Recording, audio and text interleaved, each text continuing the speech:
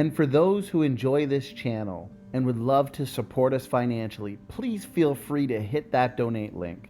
We'd greatly appreciate it. God bless. Well, good evening, everyone.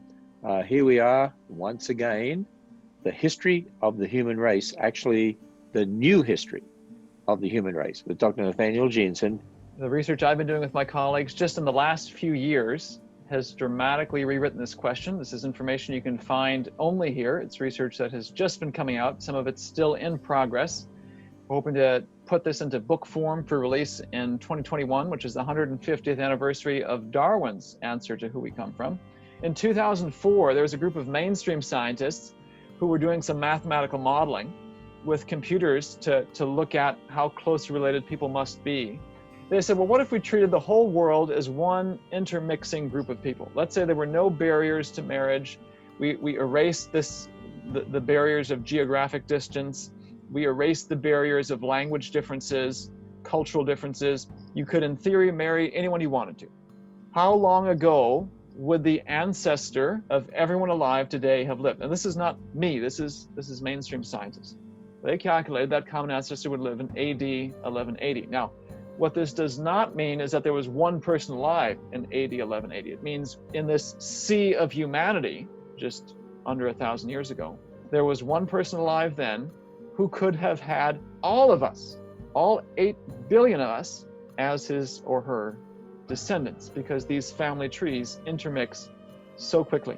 And in fact, if you go back a few more 100 years, I think it's around the time of the Dark Ages in Europe, the peoples of the world fall into two groups. Either they're part of the group in which everyone in that group are the ancestors of everyone alive today, or they're the ancestors of no one. Well, how do you become the ancestors of no one? Maybe our viewers are part of families where they know someone who's infertile, or they don't have kids, or maybe they've been lifelong bachelors or single their whole lives. That's what eventually leads to the extinction of a family line. So you have enough of these over a couple hundred years, and that family line goes away, and so that they aren't the ancestors of anyone alive.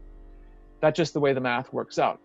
Now, the world, of course, is divided by language and geography and so forth. So ultimately, the question of how closely related or separate we are has to be answered by that.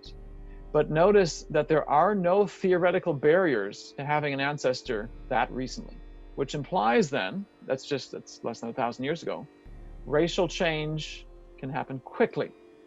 Not just for our creationist viewers, it's not just post-Babel that racial change may have happened. This could have happened over and over and over again, even in recent history.